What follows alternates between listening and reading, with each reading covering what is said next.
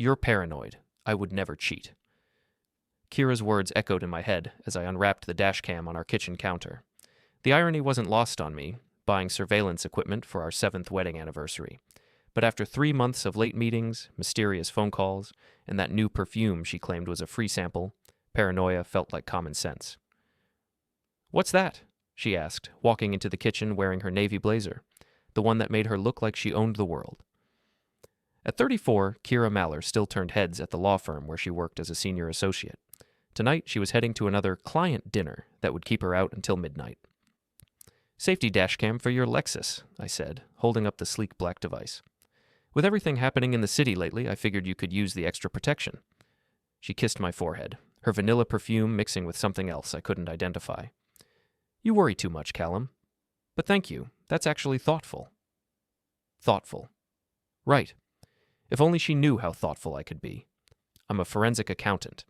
I make my living finding things people don't want found. Numbers tell stories that people try to hide. Patterns emerge from chaos. Truth surfaces from lies. It's what I do for insurance companies, law firms, and divorce attorneys. The irony that I might need those skills in my own marriage wasn't lost on me. "Want me to install it tonight?" I asked. "Takes about 15 minutes. "Sure, but make it quick. I need to leave by 7. She grabbed her purse, checking her reflection in the hallway mirror. "Monica's picking me up. Girls' night after the client meeting." Monica, her sister, the one who always covered for Kiera's late nights and weekend disappearances, the one who couldn't look me in the eye anymore during family gatherings. 20 minutes later, I had the dash cam mounted behind Kiera's rearview mirror, the power cord snaked down to the cigarette lighter. The device was nearly invisible, just a small black rectangle that would record everything happening in front of her car. What she didn't know was that this particular model also captured audio from inside the vehicle. "All set," I called out as she emerged from the house. "Thanks, honey. Don't wait up." She slipped into the driver's seat, and I watched the small red light blink to life as the engine started. The app on my phone showed a green connection status. "Drive safe," I said, waving as she backed out of our driveway. Back inside, I opened my laptop and logged into the dashcam's cloud storage system. The interface was simple, a map showing her current location, a live feed option, and a recordings archive. For now, everything looked normal. She was heading toward downtown, probably to whatever restaurant she'd claimed was hosting this mysterious client dinner. Our son Ethan was at his friend Jake's house for a sleepover, leaving me alone with my suspicions and a bottle of craft beer that had been sitting in the fridge since last month. I settled into my home office, surrounded by case files and financial statements that suddenly seemed less important than the little red dot moving across my phone screen. The house felt different when Kiera wasn't here, quieter, like it was holding its breath, waiting for something to happen. I'd been feeling that way for months, like I was waiting for the other shoe to drop, for confirmation of what my gut already knew. 3 hours later, my phone buzzed with a recording notification. The dashcam had automatically saved a segment when the car was parked for more than 10 minutes. According to the GPS, she was at the Meridian Hotel downtown. Not Monica's house, not a restaurant, a hotel. I clicked play. The footage showed the hotel's parking garage, dimly lit but clear enough to make out details. Kiera's voice came through the speakers, talking to someone outside the camera's view. "He's working late again. Probably won't even notice I'm gone." A man's laugh. Deep, familiar somehow. "You give him too much credit. Guys like that don't pay attention to what's right in front of them." "Callum's not stupid," she said. "Just trusting." Same thing, isn't it? The recording ended there, the 10-minute limit reached. But it was enough. More than enough. I sat back in my chair, staring at the frozen image on my screen. The timestamp showed 8:47 p.m. She'd told me the client dinner started at 7:30. Either she was the fastest eater in the city, or there had never been a client dinner at all. My phone showed her location as still at the hotel, still parked, still doing whatever she was doing with the man whose voice I almost recognized. The craft beer tasted bitter as I waited for the next recording to upload. Day 3 of surveillance, and the pattern was already emerging. Kiera thought she was being clever, but she'd forgotten she was married to someone who specialized in finding patterns. Tuesday, Meridian Hotel, 8:15 to 11:30 p.m. Client dinner with the Morrison account. Thursday, same hotel, 7:45 to 10:15 p.m. Drinks with the partners to discuss the Henderson case. Saturday, different location, a restaurant called Enzo's across town, 2:30 to 5 p.m. Shopping with Monica, might grab lunch after. I was building a spreadsheet because that's what I do when the world stops making sense. Times, locations, her stated reasons for being out, actual GPS coordinates. The data painted a picture that would make any forensic accountant proud and any husband sick. "How's the new Dashcam working out?" I asked over breakfast Monday morning. "Great," she said without looking up from her phone. "Makes me feel safer." "Good. Any interesting footage?" "Just traffic and parking lots. Pretty boring stuff." She smiled, but it didn't reach her eyes. "Why?" "Just curious. The app sends me notifications when it saves recordings. Seems like you spend a lot of time at the Meridian Hotel." Her coffee mug paused halfway to her lips. "The what?" "The hotel downtown. GPS shows you there Tuesday and Thursday." "Oh, that." She set down the mug carefully. "The Morrison client dinner was there. And Thursday. I think Monica and I stopped by their bar after shopping. Why are you tracking me?" The lie came so easily, so smoothly, like she'd been practicing. "I'm not tracking you. The app just shows locations when it saves recordings.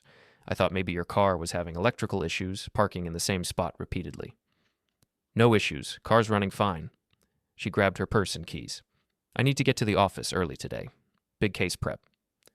After she left, I pulled up Thursday's recording again. This time I focused on the audio, using headphones to catch every detail. "Can't keep doing this," Kiera's voice stressed. "Why not? It's working, isn't it?" The man's voice. I'd been trying to place it for days. "Callum's getting suspicious. He asked about my schedule yesterday." "So tell him you're working late. Isn't that what you always do?" "It's not that simple. He's not like other husbands. He notices things." "What kind of things?" "Details, patterns. It's what he does for work. Finds inconsistencies in financial records. I'm worried he'll start looking at mine." A pause, then, "Maybe it's time to tell him." "Tell him what? That I've been lying for months? That would end everything." "Would that be so bad?" Another pause. Longer this time. "I need to think about it. This is getting complicated." "It doesn't have to be. We could make it simple." The recording ended there, but I'd heard enough. The voice belonged to Jared Solis, a senior associate at her firm. I'd met him at the Christmas party last year. Tall, confident, the kind of guy who wore expensive suits and talked about his golf game. Married to a pediatric nurse named Beth, 2 kids in private school. I opened a new tab and searched for Jared's social media profiles. His Instagram showed a perfect family life. Vacation photos, Little League games, anniversary dinners with Beth. His LinkedIn indicated he'd been promoted to junior partner 6 months ago, around the time Kiera started working late. My phone buzzed. Another recording notification. She was at the office, according to GPS. Normal Tuesday routine. But now I knew Tuesday meant something different. Tuesday meant Jared. I spent the rest of the morning diving deeper into the pattern. Credit card statements showed charges at the Meridian Hotel bar. Small amounts, probably drinks. Her phone bill revealed a spike in text messages to a number I didn't recognize. When I reverse searched it, the number came back registered to Jay Solis. The evidence was building like a case file. Methodical. Damning. Undeniable. But I needed more than circumstantial evidence. I needed proof that would hold up in court, because something told me this was heading toward divorce proceedings.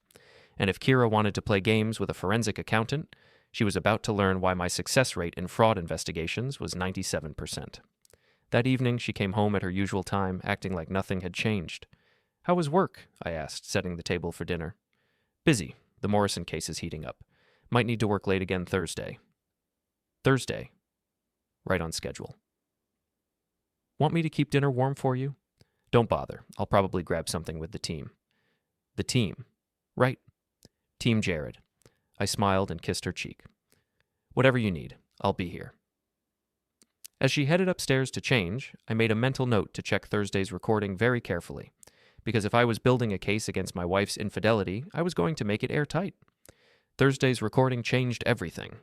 I was in my office at 11 p.m., waiting for the footage to upload when my phone buzzed with the notification. Kiera had been parked at the Meridian for 3 hours. According to her text message, she was wrapping up a late strategy session with the Morrison team. The Morrison team, apparently, consisted of Jared Solis and a bottle of wine. "This is insane," Kiera's voice came through my headphones. She sounded different, looser, like she'd been drinking. "Callum actually asked me about the hotel. He knows something." "He doesn't know anything," Jared replied. "He's fishing. Guys like him always think they're smarter than they are." "You don't understand. Callum really is smart. He found a $50,000 embezzlement scheme that 3 other accountants missed. He notices everything. Then we'll be more careful. Or we could stop. A long pause. I could hear traffic in the background, the distant hum of the hotel's air conditioning system. Is that what you want?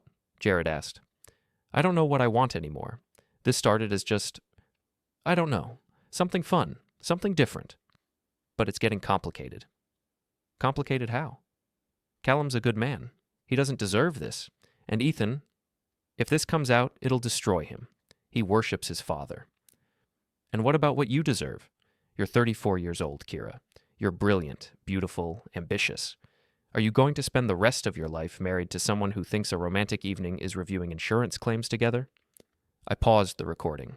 Reviewing insurance claims together. We'd done that exactly once, last month, when I was working a particularly complex case and needed a fresh perspective. She'd seemed engaged, asking good questions, helping me spot inconsistencies. I thought it was one of our better evenings together. Apparently she disagreed. I hit play again. Callum's not boring, she said, but her voice lacked conviction. He's steady, reliable. Boring, Jared repeated. When's the last time he surprised you? When's the last time he made you feel alive? That's not fair. It's completely fair. You're settling and we both know it. You could have anyone you want. I'm married. To the wrong person. Another pause. Then, we should go. I told him I'd be home by midnight. One more drink. Jared, one drink. Then I'll let you go back to your exciting evening of insurance claims and early bedtime. The recording ended there, but the damage was done. I'd heard enough to know this wasn't just a casual affair. Jared was actively trying to undermine my marriage, painting me as some boring accountant who didn't deserve his wife. The worst part? Some of what he said stung because it contained fragments of truth. I wasn't spontaneous. I didn't surprise her with weekend getaways or expensive gifts. I showed love through stability, through being present, through remembering the little things that mattered to her. Apparently that wasn't enough. I opened a new document and started transcribing the conversation word for word. If this ended up in divorce court, I wanted exact quotes. Jared's voice was clear enough that any audio expert could verify the recording's authenticity. My phone showed Kiera's location as still at the hotel, still with Jared, still making decisions that would change everything between us. I thought about calling her, confronting her directly, but that would tip my hand before I had the full picture. If she was willing to lie this easily about where she was, what else was she hiding? How long had this been going on? Was Jared the only one? The forensic accountant in me knew better than to act on incomplete information. I needed to follow the evidence wherever it led, even if it led to places I didn't want to go. At 11:47 p.m., my phone buzzed with a movement notification. She was leaving the hotel. I closed my laptop and headed upstairs, making sure to be in bed with the lights off by the time she got home. She slipped into the bedroom quietly, thinking I was asleep. I listened to her moving around in the dark, brushing her teeth, changing into pajamas. When she finally got into bed, she smelled like wine and cologne that wasn't mine. How was the strategy session? I asked quietly. She jumped slightly. I thought you were sleeping. It was fine. Long, productive. Good. The Morrison case is important. Very important. She settled into her pillow. Good night, Callum. Good night. But I didn't sleep. I lay there in the dark, listening to her breathing, thinking about Jared's words. Boring, reliable, settling. Maybe I was all those things. But I was also patient, thorough, and very good at uncovering the truth. If Kiera wanted to play games with someone who specialized in finding hidden assets and secret transactions, she was about to discover that boring could be dangerous. The Dashcam would keep recording, the evidence would keep building, and eventually the pattern would become undeniable, even to her. Friday night brought a new voice. I was reviewing the week's recordings when I heard him. Different from Jared, older, more authoritative. The kind of voice that was used to being obeyed. You've earned this promotion, Kiera. The partnership track isn't given lightly. Hayes Rellin, her boss, the managing partner who'd been fast-tracking her career for the past year. Suddenly, her rapid advancement made perfect sense. I've worked hard for it, she replied, but there was something in her voice I'd never heard before, submissive, deferential. Hard work is part of it, but there are other factors: chemistry, trust, compatibility. They were parked behind Enzo's restaurant, the same place she'd claimed to be shopping with Monica last Saturday. The timestamp showed 6:30 p.m. She'd told me she was working late on brief revisions. What about the Peterson account? She asked. I know Marcus was expecting that assignment. Marcus doesn't have your unique qualifications. The way he said it made my skin crawl. This wasn't about her legal skills. Hayes, if anyone finds out about us, no one will find out. We're both professionals. We know how to be discreet. Discreet? Right. Except for the Dashcam recording every word. My husband's been asking questions about my schedule. What kind of questions? Where I've been, why I'm working so many late nights. He's not stupid, Hayes. He does financial forensics for a living. Then we'll be more careful. Maybe it's time to consider other options. What do you mean? Your marriage. Is it really serving your career goals? Sometimes we have to make difficult choices to get what we want. A long pause. I could hear her breathing, could almost feel her thinking. I'm not ready to make that choice. You might not have a choice much longer. Ambitious women sometimes have to choose between family and success. The partners who make it to the top rarely try to balance both. Are you saying I have to choose between my marriage and my career?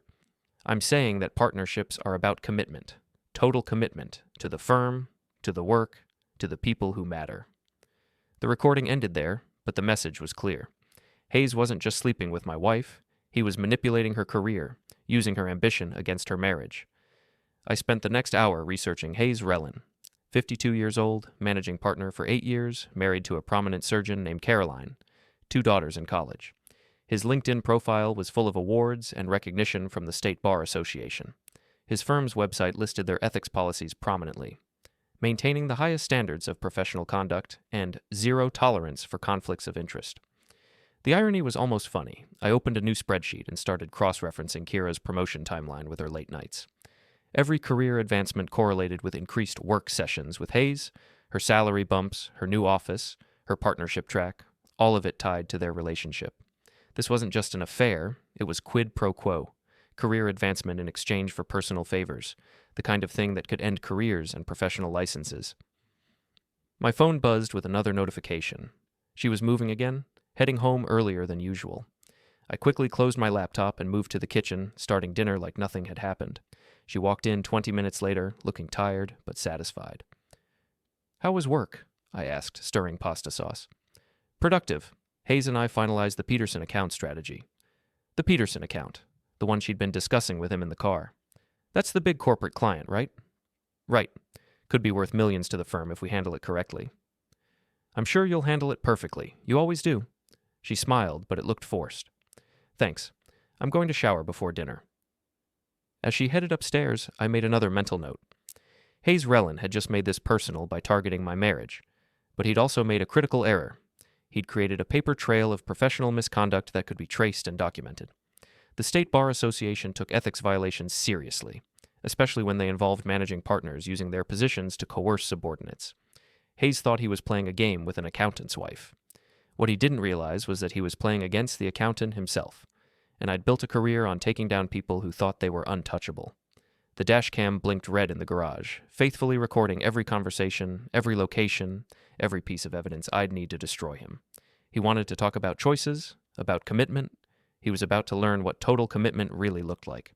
Sunday afternoon shattered what was left of my faith in everything. I was reviewing the weekend recordings when I heard the third voice, familiar in a way that made my stomach drop. Warm, caring, the same voice that had counseled us through our marriage difficulties 6 months ago. This has to stop, Kiera. What we're doing, it's not right. Pastor Holden Ravell, the man who'd married us 7 years ago, the one who'd been helping us work through our communication issues during weekly counseling sessions. I know, Kiera replied, but I can't help how I feel. They were parked behind St. Matthew's Church, where we'd been members for 5 years, where Ethan had been baptized, where I'd been serving as a volunteer treasurer, managing their books and financial planning. These feelings, they're not from God. They're temptation. We both know that. Do we? Because this feels more real than anything else in my life right now. The hypocrisy was staggering. While I'd been sitting in his office talking about how to better communicate with my wife, he'd been planning to steal her away from me. Your husband trusts me, Holden said. He comes to me for guidance. He's a good man. But he's not the right man for me. You said so yourself. I never said that. Not directly. But you've helped me see that I've been settling, that I deserve more than a safe, predictable life. My hands were shaking as I listened. This was worse than Jared's manipulation or Hayes' career blackmail. This was a man who'd taken sacred vows, who'd promised to protect marriages, actively destroying mine. What we have is special, Kiera continued. You can't deny that. What we have is wrong. I'm your pastor. You're married. This goes against everything I've sworn to uphold. Then why does it feel so right? A long silence. I could hear birds chirping in the background, the peaceful sounds of a Sunday afternoon that contrasted sharply with the destruction happening inside that car. We need to end this, Holden finally said, before it destroys everything we both care about. Is that what you really want? Another pause. No, but it's what we have to do. We could leave, both of us. Start fresh somewhere else. I have a congregation, a calling. You have a family that doesn't understand me, a marriage that's slowly suffocating me. The recording ended there, but I'd heard enough. 3 men, 3 different approaches to stealing my wife. Jared appealing to her vanity, Hayes manipulating her career, and Holden corrupting her spirituality. I sat back in my chair, staring at the evidence spreadsheet that now covered 3 different relationships. The timeline was devastating. She'd been juggling all 3 for months. Tuesday and Thursday with Jared, Friday with Hayes, Sunday with Holden. The woman I'd married, the mother of my son, had been living a completely double life. I opened my laptop and started researching Holden Ravell. 45 years old, married to Rebecca for 22 years. 3 children, all teenagers. He'd been the pastor at St. Matthew's for 8 years, well respected in the community. His sermons about family values and marriage sanctity were available online. The irony was crushing. Last month's sermon had been about the importance of marital fidelity. I'd listened to him preach about the sacred bond between husband and wife while he was actively destroying mine. My phone showed a new notification. Kiera was moving again, heading home from what she'd told me was a prayer group meeting with some of the church ladies. Prayer group. Right. I closed the laptop and walked to the kitchen, starting coffee with hands that still trembled slightly. The house felt different now, not like a home, but like a crime scene. Every family photo on the wall was evidence of a lie. Every shared memory was contaminated by her betrayal. When she walked in 30 minutes later, she looked radiant, peaceful, like she'd actually been at a prayer meeting. How was the prayer group? I asked. Inspiring. Pastor Holden led a discussion about finding your true path in life. Your true path. The phrase hit like a physical blow. That sounds meaningful. It was. Sometimes you don't realize how lost you are until someone helps you see clearly. She kissed my cheek and headed upstairs to change clothes. I stood in the kitchen, listening to her footsteps above me, thinking about the 3 different men who were helping her see clearly. But there was something else in the recordings that I'd almost missed, something that changed everything. I reopened my laptop and pulled up Friday's recording with Hayes. In the background, barely audible, I could hear another voice. A 4th person, someone I hadn't identified yet. The timeline we discussed, after the divorce is final, split the assets according to. This wasn't just about affairs. There was a plan, a conspiracy. They weren't just stealing my wife. They were planning to take everything else too. I opened a new document and started typing. If they wanted to play games with a forensic accountant, I was going to show them what a real investigation looked like. The Dashcam kept recording. The evidence kept building. And somewhere in those files was the proof I needed to destroy all of them. The bank alerts started Monday morning. Transfer to account ending in 4738, 2,500. Transfer to account ending in 4738, 1,800. Transfer to account ending in 4738, 3,200. Account 4738 didn't exist in any of our financial records. I'd never seen it before, never authorized any transfers to it. But there it was, draining our joint savings account in small, regular amounts that someone thought I wouldn't notice. Someone who didn't know that I tracked every penny. I called the bank immediately. Mr. Torven, those transfers were authorized by Mrs. Torven using her online access, the customer service representative explained. The receiving account is registered under K. Maller at First National. K. Maller. My wife had opened a secret bank account using her maiden name. How long has this been going on? The first transfer was, 4 months ago. Small amounts initially, but they've been increasing. 4 months. Right around the time her affairs had started. I hung up and immediately logged into our joint account.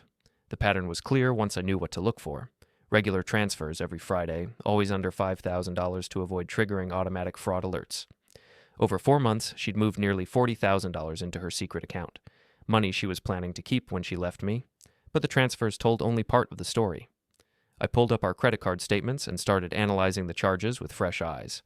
The Meridian Hotel bar charges weren't just drinks, they were room service orders. Expensive ones, the kind you order when you're staying the night, not just meeting for an hour. There were other charges too. Victoria's secret purchases I'd never seen her wear. Expensive dinners at restaurants we'd never been to together. A jewelry store charge for $1,800 that had been listed as business expense when I'd asked about it. She'd been financing her affairs with our money. I opened a new spreadsheet and started building a financial timeline. Every suspicious charge, every secret transfer, every unexplained expense. The data painted a picture of systematic deception that went far beyond simple infidelity. My phone buzzed with a new Dashcam recording. Tuesday morning, 9:15 a.m. She was supposed to be at the office, but GPS showed her at a coffee shop across town. "The account is ready," she was saying to someone. 43,000 so far. "Good," Jared's voice. "My attorney says we'll need at least 60 for the initial retainer." "Your attorney?" "Our attorney. For the divorce proceedings. Hayes has someone lined up too, corporate law specialist who handles high asset separations." "This feels wrong, Jared. Taking money behind his back." "It's your money too. You earned it. Besides, he'll try to hide assets once he knows what's coming. This is just protecting yourself." "What if he finds out before we're ready?"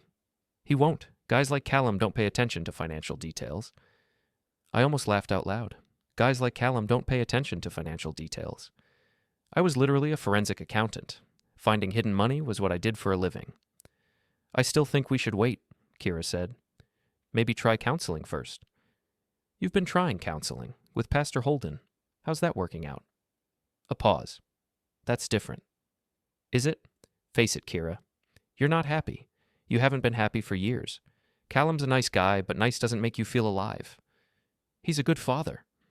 He can still be a good father after the divorce. Joint custody, weekend visits. Ethan will adjust." The casual way he discussed destroying my family made my hands clench into fists, but I forced myself to keep listening. "Hayes thinks I should file soon," Kiera said, "before Callum gets suspicious." "Hayes is right. Strike first. Control the narrative. You're the ambitious attorney. He's the boring accountant who couldn't keep his wife interested. It's not that simple. It's exactly that simple. You file for irreconcilable differences, cite his emotional unavailability, ask for primary custody and spousal support. His forensic accounting business is doing well. You're entitled to half of everything." Half of everything. The business I'd built over 12 years. The house we'd bought together. Ethan's college fund. They had it all planned out. The recording ended, but I'd heard enough. This wasn't just an affair, it was a coordinated attack on my life. 3 different men working together to steal my wife, my money, and my son. But they'd made one critical error. They'd assumed I was the boring, oblivious husband who wouldn't fight back.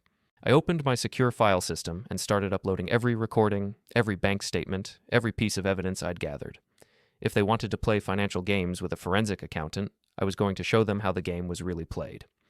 The dashcam blinked red in the garage, recording their conspiracy in real time, and somewhere in those files was everything I needed to destroy all of them. They thought they were planning my downfall. What they were actually doing was documenting their own. Wednesday's recording changed everything from suspicion to certainty. All 3 voices. Together, planning the destruction of my life like they were organizing a corporate merger. "The timeline needs to be perfect," Hayes was saying. "Kiera files for divorce next Friday. That gives us the weekend to move assets before Callum can respond." "What about the church situation?" Jared asked. "If this comes out, it could complicate things." "Holden's already submitted his resignation letter," Hayes replied. "Effective immediately after Kiera files. Family emergency, needs to relocate. Clean break, no questions." They were parked at a construction site outside town, thinking they were safe from observation. The dashcam's night vision captured everything perfectly. "I still think we're moving too fast," Kiera said. "Callum's been asking questions about my schedule. What if he's already suspicious?" "Then we move faster," Holden's voice, no longer the caring pastor, but cold and calculating. "I've seen men like your husband before. They freeze when confronted with betrayal.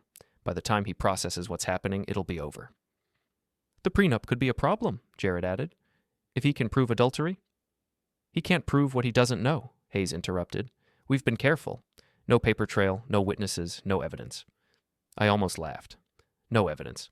They were literally creating evidence while discussing how they'd avoided leaving evidence. "What about the money?" Kiera asked. $67,000 in the secure account, Hayes replied. "More than enough for legal fees and initial expenses. Once the divorce is final, you'll have access to half his business assets. The forensic accounting firm alone is worth at least $400,000. And Ethan?" "Joint custody initially," Jared said. "But with your career trajectory and his boring lifestyle, we can push for primary custody within a year. Kids adapt." The casual way they discussed my son's future made something cold settle in my chest. This wasn't just about stealing my wife. They were planning to take my child, too. "I need guarantees," Kiera said. "About my career. About us." "The partnership is yours," Hayes replied. "I've already cleared it with the other senior partners. Your dedication to the firm has been noted." "And after the divorce?" "After the divorce, we'll see where things go naturally. No pressure, no promises. Just possibilities." The bastard was already planning to dump her after she'd served her purpose. "What about Rebecca?" Kiera asked Holden. "Your wife?" "Rebecca will be fine. The church will provide counseling and support. Pastors' wives are used to sudden changes." 22 years of marriage, and he was discarding his wife like a used tissue. "This feels bigger than I expected," Kiera said quietly. "Big changes require big actions," Hayes replied. "You can't build a new life without tearing down the old one." "What if Callum fights back?" "What's he going to fight with?" Jared laughed. "He's a numbers guy, not a lawyer. He'll hire some local attorney, file a few motions, and eventually accept reality. Men like him always do." "He loves Ethan."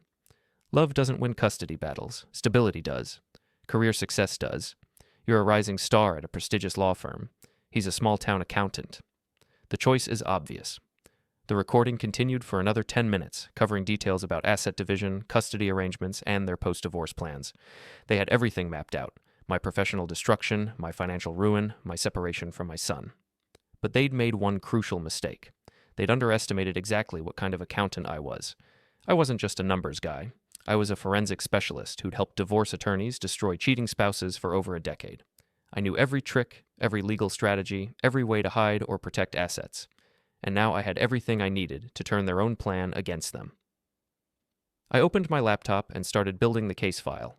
Audio recordings with timestamps, GPS data showing coordinated meetings, financial records proving asset concealment, bank statements documenting the secret account, but I needed more than evidence. I needed strategy. Hayes had mentioned other senior partners approving Kiera's promotion. That meant the entire law firm was potentially complicit in the quid pro quo arrangement.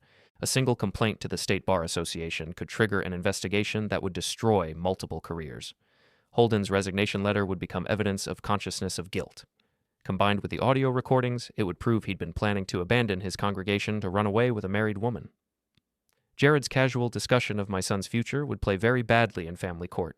Judges didn't like third parties planning custody arrangements before divorce papers were even filed. I saved everything to multiple secure locations and started making copies. If they wanted to play games with someone who specialized in financial warfare, they were about to learn why my success rate in fraud investigations was so high. The Dashcam blinked red in the garage, still recording, still gathering evidence. By the time they realized what was happening, it would be too late. They thought they were planning my destruction. What they were actually doing was handing me the weapons to destroy them first. Thursday morning, I called in sick to work for the first time in 3 years. I had a different kind of work to do. My home office became a war room. 3 monitors, 2 printers, and a secure scanner working overtime to build the most comprehensive evidence package I'd ever assembled. Every recording transcribed and time-stamped, every financial transaction documented and cross-referenced, every GPS location verified and mapped. The file grew to over 200 pages of pure, undeniable proof. At 10 a.m., I called Maya Chen, the best divorce attorney in the state. I'd worked with her on forensic cases before. She was ruthless, brilliant, and had never lost a high-asset divorce case. "Callum? This is unexpected. What can I do for you?" "I need to hire you. Personal matter." "I see. Can you come in today?" "I'll be there in an hour." Maya's office overlooked the city center, all glass and steel and intimidation. She was 42, sharp as a blade, and had built her reputation destroying cheating spouses and their accomplices. "Show me what you have," she said after I'd explained the situation. I opened my laptop and played the first recording. Her expression didn't change, but I saw her fingers tighten around her coffee cup. "How many recordings?" 17 total. audio and GPS data for each one. Financial evidence? I slid the bank statements across her desk. $47,000 moved to a secret account. Credit card charges for hotels, dinners, jewelry, all documented. She flipped through the pages, her expression growing darker. The conspiracy recording is the nuclear option, I said, playing Wednesday's session. When it finished, Maya sat back in her chair. Holy hell, Callum. This isn't just adultery. It's a criminal conspiracy. Asset concealment, professional misconduct, breach of fiduciary duty. What are my options? Complete destruction, she said without hesitation. We file for divorce, citing adultery and fraud. We demand full custody based on her asset concealment and conspiracy with third parties. We report Hayes to the State Bar Association for professional misconduct. We report Holden to his diocese for violation of sacred vows. And Jared? Jared's the easiest target. His law firm will fire him the moment this becomes public. His wife will take him for everything in their divorce. She leaned forward, studying the evidence again. But we need to be strategic about timing. If we move too fast, they might destroy evidence or flee. If we wait too long, they might execute their plan first. What do you recommend? We file everything simultaneously. Divorce papers, bar complaints, evidence packages to their employers, create a coordinated strike that hits all of them at once. How long do we have? Based on their timeline, they're planning to file next Friday. That gives us 8 days to prepare our counterattack. I spent the rest of the afternoon in Maya's office, planning every detail. We drafted divorce papers citing adultery, fraud, and conspiracy. We prepared complaints to the State Bar Association detailing Hayes's quid pro quo arrangement. We assembled evidence packages for Holden's church diocese and Jared's law firm. One more thing, Maya said as I prepared to leave. You need to secure your assets immediately. Move money to accounts she can't access, change passwords on everything, protect your business accounts. Already done. I moved our joint savings to a secured account this morning. She smiled. The first time I'd seen her show any emotion all day. Good. Always stay one step ahead. That evening, Kiera came home from another late strategy session with Hayes. She was glowing, probably thinking about their plans for my destruction. How was work? I asked, setting dinner on the table. Productive. Very productive. We're making real progress on some important cases. That's great. I'm proud of how hard you're working. She looked at me strangely. Thanks. That means a lot. We ate dinner like a normal family. Kiera talked about her day, lies. I talked about mine, lies, and we discussed Ethan's upcoming school project. It was almost surreal, sitting across from someone who was planning to destroy my life while pretending everything was normal. After she went to bed, I returned to my office and continued building the evidence file. Every recording had been professionally enhanced and transcribed. Every financial transaction had been traced and documented. Every GPS coordinate had been verified and mapped. The package was airtight, devastating, and completely legal. My phone buzzed with a new notification. Another recording, this one from earlier that evening. Kiera and Hayes making final preparations. Everything's ready, Hayes was saying. Papers will be filed Friday morning. By the time Callum knows what's happening, it'll be over.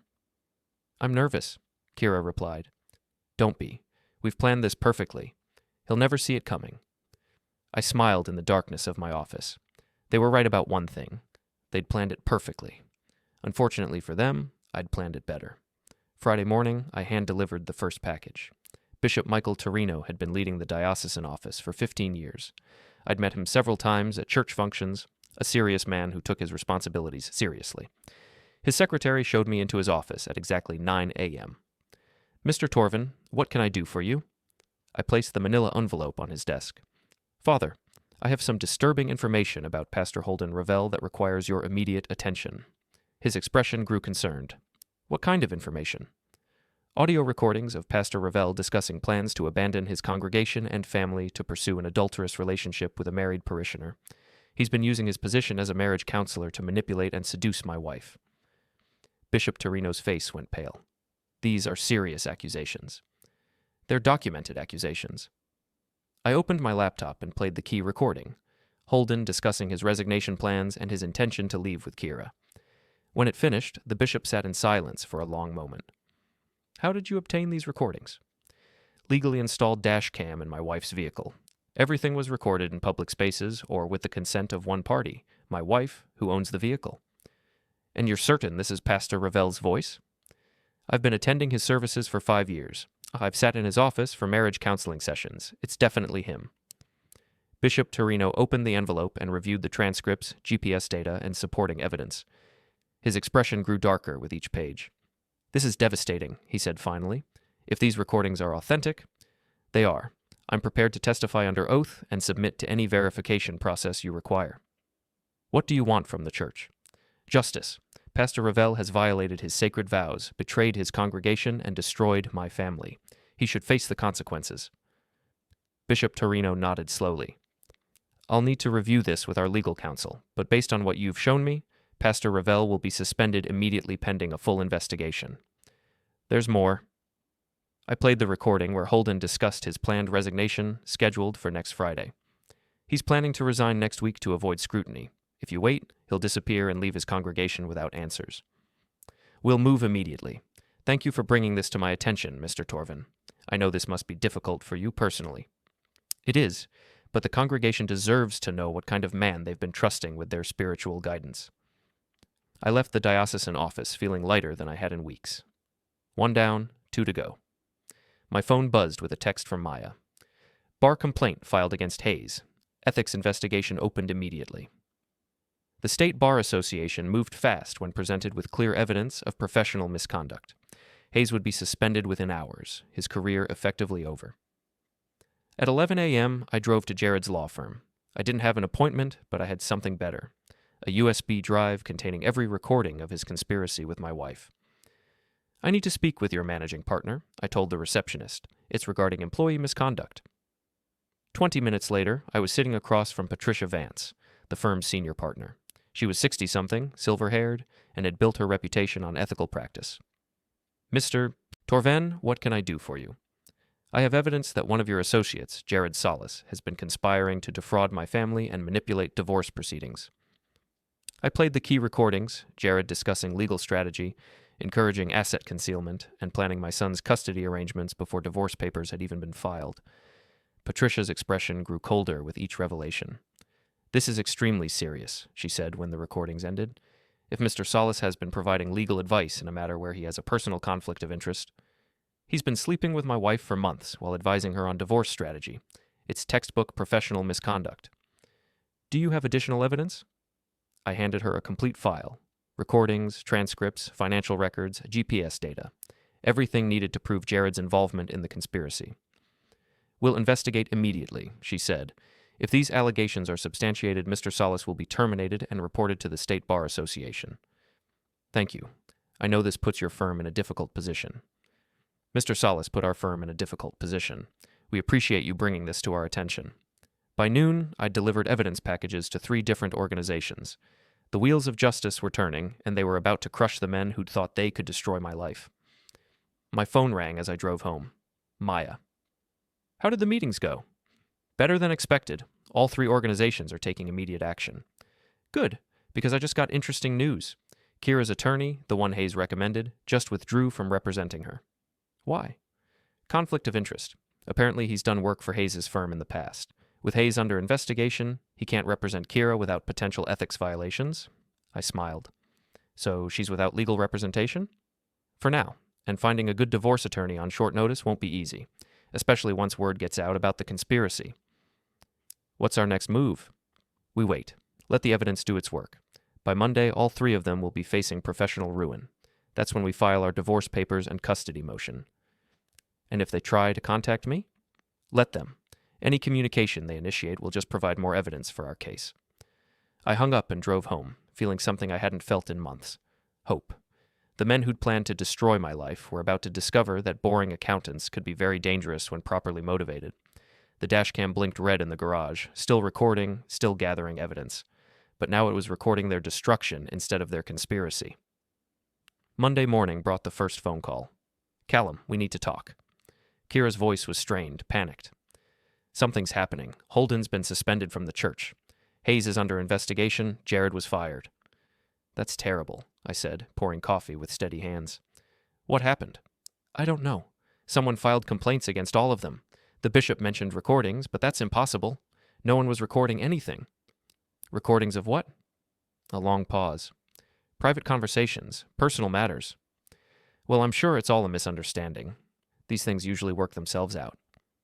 "Callum." Her voice broke slightly. I need to tell you something. About my schedule. About where I've been. Your schedule? I haven't been completely honest about my work commitments. There have been some complications. I set down my coffee cup carefully. What kind of complications? Personal ones, relationships that got out of hand. I never meant for any of this to happen. Any of what to happen? Another pause, longer this time. I've been seeing other people, Jared, Hayes, and Holden. I know how it sounds, but it's not what you think. What do I think? That I'm a terrible person, that I planned this, but I didn't. It just happened. One thing led to another, and before I knew it, you were sleeping with 3 different men while planning to divorce me and take our son. Silence. Complete, devastating silence. How did you, she whispered, know about the plan? The secret bank account? The attorney consultations? The custody strategy? Callum, please, let me explain. Explain what? How you and your 3 boyfriends spent months planning to destroy my life? How you moved $47,000 to a secret account? How you discussed taking Ethan away from me like he was a piece of property? You don't understand. I felt trapped, suffocated. I needed something more than our life together. So you decided to take everything I cared about. It wasn't supposed to happen this way. The plan got complicated. Other people got involved. Other people? You mean your co-conspirators? They're not conspirators. They're people who cared about me, who saw that I was unhappy. People who saw an opportunity to use you. That's not true, isn't it? Hayes promised you a partnership in exchange for personal favors. Jared wanted to control your divorce proceedings. Holden was planning to abandon his congregation and family. They were all using you, Kiera. You're wrong. Am I? Where are they now? Now that their careers are destroyed and their reputations are ruined? Are they standing by you, supporting you through this crisis? Another silence. This one told me everything I needed to know. The Dashcam, she said quietly. The anniversary gift. The safety device you thought was so thoughtful. You recorded everything. Everything? Every meeting, every conversation, every plan to destroy my life and take my son. That's illegal. You can't record people without their consent. Actually, I can. The Dashcam was installed in your vehicle with your knowledge and consent. The recordings were made in public spaces or with the consent of one party. You, the vehicle owner. Everything was completely legal. You set me up. I gave you a safety device. You chose to use it to document your own conspiracy. What do you want? Justice, accountability, protection for our son. What does that mean? It means you're going to face the consequences of your choices. All of you. Callum, please, we can work this out. Go to counseling. Start over. With Pastor Holden, he's been suspended pending investigation for violation of his sacred vows. With someone else, a real counselor, someone professional. Someone who won't try to seduce you? That's not fair. Fair? You want to talk about fair? Was it fair to plan my financial ruin while I was working to support our family? Was it fair to discuss taking Ethan away from me? Was it fair to use our marriage as cover while you betrayed everything we built together? I made mistakes. You made choices. Deliberate, calculated choices over a period of months. What happens now? Now you face the consequences.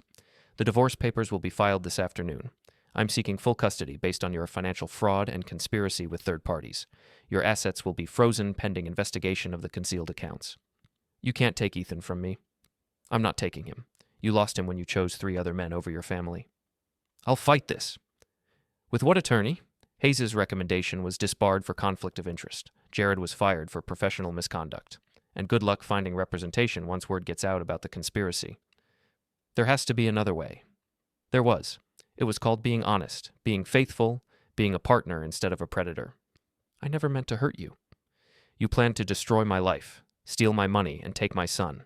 What did you think that would do to me? The line went quiet except for the sound of her crying. The Dashcam is still recording, I said quietly. Every conversation, every location, every choice you make from now on, remember that.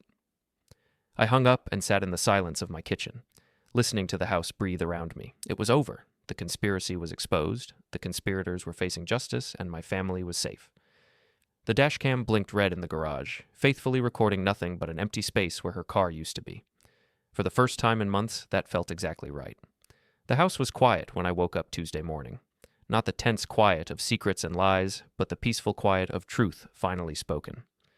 Ethan was staying with my parents until the legal proceedings were resolved. He didn't understand everything yet, but he knew his mother had made some bad choices and needed time to figure things out. At 12, he was old enough to see through her explanations, but young enough to hope things might get better. I made coffee and checked my phone. 3 voicemails from Kiera, 2 from numbers I didn't recognize, and 1 from Maya. "Callum, it's Maya. Call me when you get this. We have developments." I called her back immediately. "Good morning," she said. "How are you holding up?" "Better than expected. What's the situation?" Hayes' suspension became permanent termination yesterday. The State Bar Association found clear evidence of quid pro quo misconduct. His law license is under review for possible revocation. And Jared? Fired, as expected. But here's the interesting part. His wife Beth filed for divorce yesterday. Apparently, she'd been suspicious for months and hired a private investigator. Your recordings confirmed what she'd already suspected. What about Holden? Suspended indefinitely. The diocese is conducting a full investigation, but based on your evidence, he'll likely be defrocked. His wife Rebecca filed for separation yesterday. 3 marriages destroyed by their own choices. 3 careers ended by their own actions. The conspiracy had collapsed under the weight of its own corruption. What about Kiera? Still trying to find legal representation. Word travels fast in the legal community. Most attorneys don't want to touch a case involving documented conspiracy and asset concealment. And our filing? Submitted yesterday afternoon. Divorce on grounds of adultery and fraud, full custody motion based on her financial misconduct, and conspiracy with third parties. Asset protection orders for your business and accounts. How long before resolution? With this level of evidence? 6 months, maybe less. No attorney will advise her to fight this in court. After hanging up, I walked through the house, seeing it clearly for the first time in months.